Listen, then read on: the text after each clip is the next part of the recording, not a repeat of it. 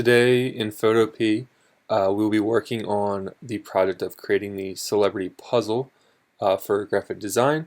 So as we go through, I'll be addressing some of the tools as you're using them to make your project and the process to design said project.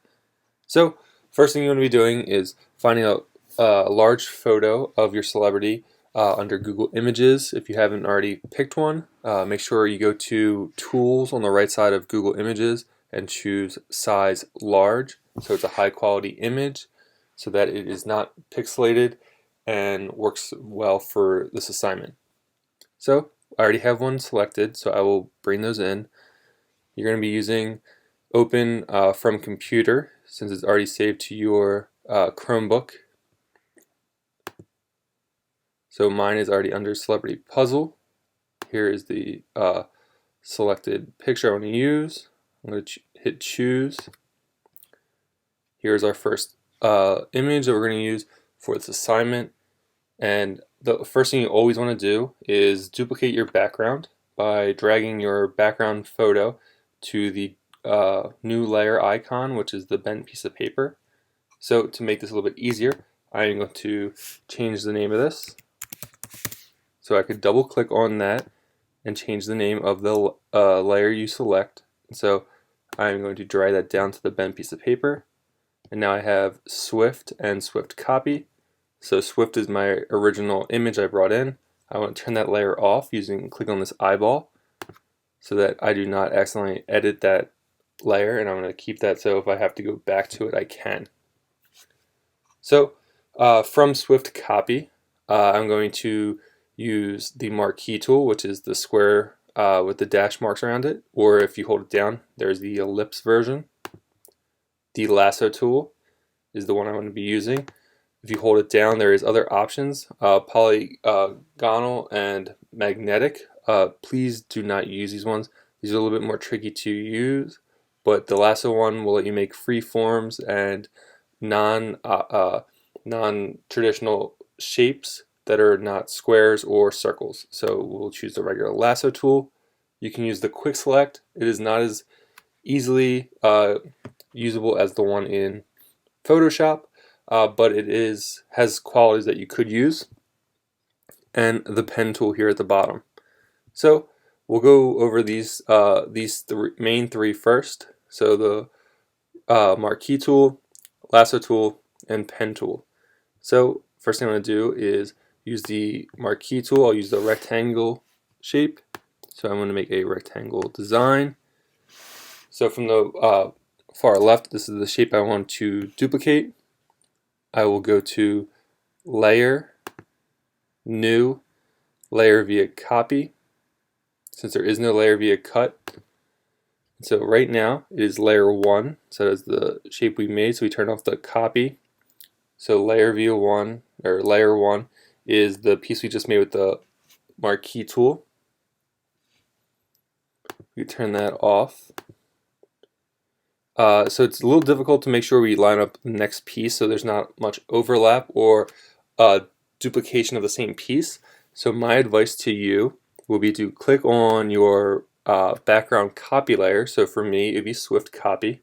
I'm going to go to opacity, and I'm going to change the background picture of Taylor Swift to be about 50%. So you can slide it down on the bar, or you can click right in the box and add or drop the value with the arrow tools on your keyboard, or you can just type in 50 as well. So for me, I know that the opacity of the background layer is 50%, so I know my piece should not really much cross over that for my next addition. So if I made another marquee tool rectangle, I can zoom in here, and I'm zooming in for if it's a MacBook, it would be Command plus. I believe it's Control plus for a Chromebook. So I'm going to make another rectangle. So there's a little bit of overlap, but I'm going to try to get it as close as possible. If I need to, I can move my creation down a little bit.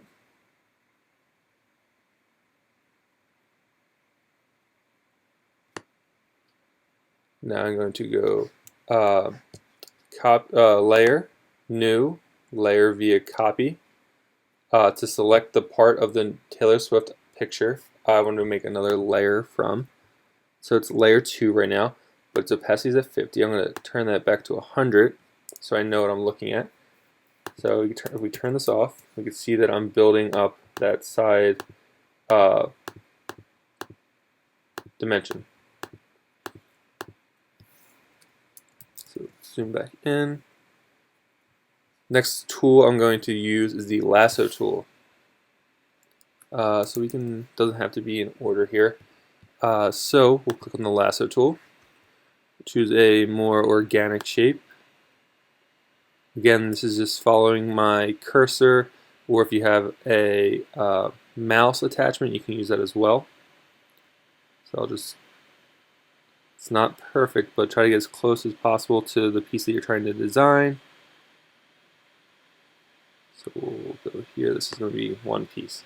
So again, same as Photoshop, wherever the dashed lines are, which you can see here and here, that is telling the computer that's the source material I want to grab from. So you want to make sure you're always on the correct layer. So I'm going to click back on the Swift copy, go to the layer tab at the very top, drop down menu, new, layer via copy.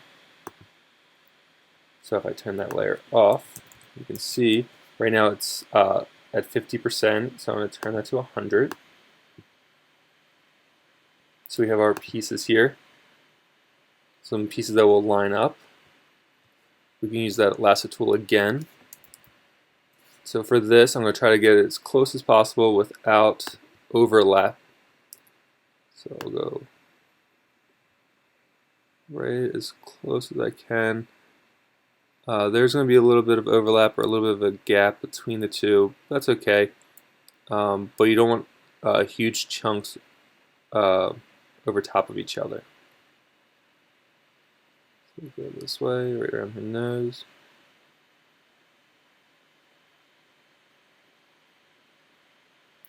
And up to the eye. So you always want to make sure your first and your last part of your lasso tool or pen tool are identical.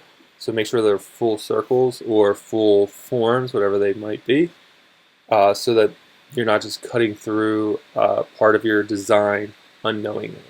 So the same thing, I'm going to go to the repeating design again. So it's layer, new, layer via copy. This will be the same process over and over again for either the marquee tool or the lasso tool. So again, now it's layer 2. Keeps calling them layer 2. Doesn't matter to us. We know that they're all individual pieces. We're going to turn this back to 100. So we're starting to build up a form here. So we could tell by the additions we are making, having them at 100% and our original background, or our copy of our original background at 50%, makes it a little bit easier as the creator to know that our pieces are not on overlapping or making duplicates of the same piece. So our last option here is the pen tool. So we're going to use that. So we'll try to cut out a more intricate piece like around her face. So I'm going to use again using the pen tool. Every time you click, it makes these little icons here. These are called anchor points. So these anchor points allow me to adjust my design at the end and also tell the computer these are like the hard edges that I want to keep. So we'll go around her chin. And so if you hold it down, you get these curved lines like this, what I'm doing right now. This allows you to make curved angles versus just like straight cross design. So if I click without holding it down, it makes a straight line. So we'll do this again. So unfortunately, part of our design is being covered by this blue outline. So we need to get rid of that. So if we go to the top here, where it says stroke, we can see that that's the blue part. I'm going to click on that and choose the red X. The red X means it is transparent. There will be no color. So I'm going to click on that. So we still have a red fill color, which is the one right next to it. So there's stroke, which is the outline, and the fill, which is the inside of that color. So the same option, we're going to click on the red X, so there's no fill color and no stroke color. So our design is just this light blue line currently, and we can continue our pen tool creation. So we're going to go around as best as possible with the pen tool.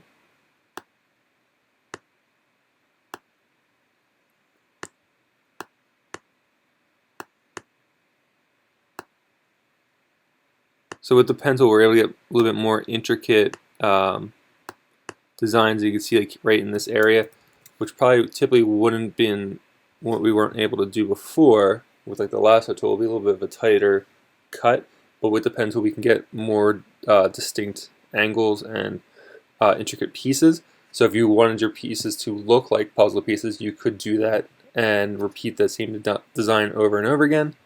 So we can use this icon here, direct select, and we can click on one of the pieces we made. So say I wanted to back it up a little bit so I can adjust after finishing our design. So again, the same design, I started the first piece here, so I had to make sure my last click was on the same one I started with. So now it's a full design, so I'm going to edit this. And so with the direct select tool right here, which is the white arrow, I'm going to click on one of the points, the anchors, I'm going to move it. And so I make sure I don't miss a spot. So it lets me go back and make some refined edges here. You can also click on the little, these are called handles, the parts that hang out that you have from the curved angles as well. So this looks pretty good for our purposes. We'll make this go right against the ear. So we'll zoom out. So we could see our blue line here of the piece that we're going to copy. So instead of going right to layer, new layer via copy, we have to make sure it goes to the dotted lines first. So we could tell the information to PhotoPea what we want to copy. So we made it with the pen tool. Next thing we're going to do is go to path over here while we're on shape 1 or shape 2, whatever the one is you just made with the pen tool. So shape 1 is selected. I go to path. It'll say shape 1 right here. So what I want to do is I want to click on this button at the very bottom. It says selection. It is going to turn our pen tool path into a dotted line path, telling PhotoPea this is the information that we want to copy or cut. So I go back to Swift copy now that we have the dotted lines on it, so telling the computer this is the information you want to copy from. Now we go to layer, new, layer via copy. So layer 2 is now part of Taylor Swift's face, so we're going to opacity and turn it back to 100, and we just made our pen tool layer. Turn it off. You can see the difference. We'll do one more here with the pen tool and that design, and then you guys will be able to use all three of these combinations to create yours, and making at least 8 pieces for your puzzle. So again, we'll use the pen tool. We'll go around her neck here. So pen tool, that's what we're selecting. First point here is creating the vector. We're going to make a curved line, so if you click and hold it down, it creates a curved line. And then again, these end ones here are called handles. They are not what you're trying to work with, but the blue ones are the ones that we are focusing on. And it tends to be that if this makes a curve here, it wants to keep turning. It's going to work like an S. It wants to balance itself out.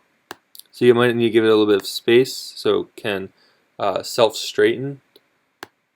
So we just clicked here to get a straight line, and now the neck, we need a curve to follow the shirt.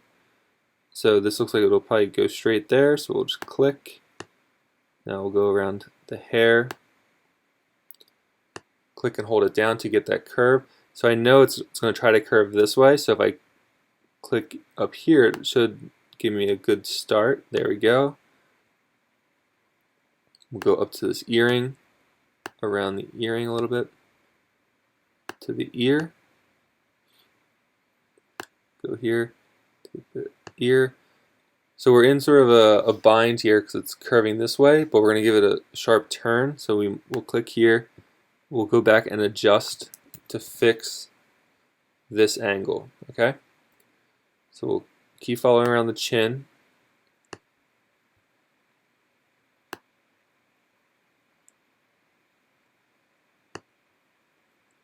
And our last point here.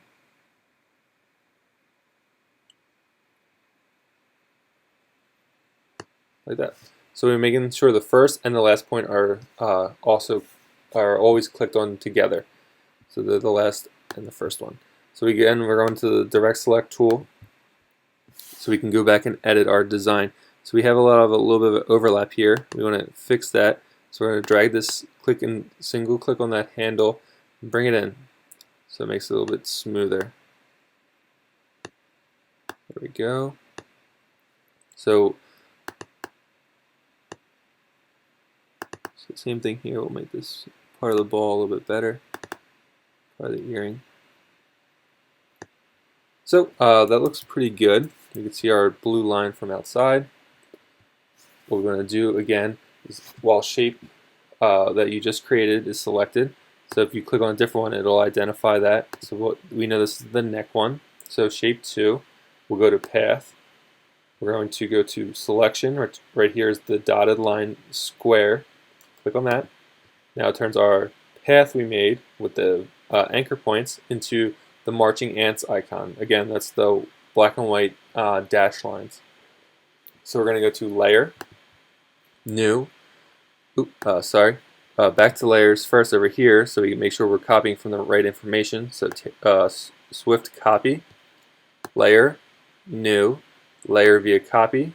So right now it's at 50% of 50, so 25, but we're going to increase that to 100. And there you go. We have a new piece made with the pen tool. So you can see the pen tool ones work. The hair is the lasso tool. So it's this one. And the rectangle marquee tool. So use those three to create your pieces, and then eventually, once you have your pieces, you can use the move tool to move those and eventually line them back up again, like so. That's it. Make sure to save your work. So file, save as, or save. So you can save as a Photoshop document, which is the PSD here, and we should be able to open that once we're in class using Photoshop as well. So this would be ideal, so you can get started working at home, or if you're working at home exclusively, this is a great way to save your work while we're working on it. Make sure you save this into a folder on your own computer or onto your flash drive so that you don't lose these.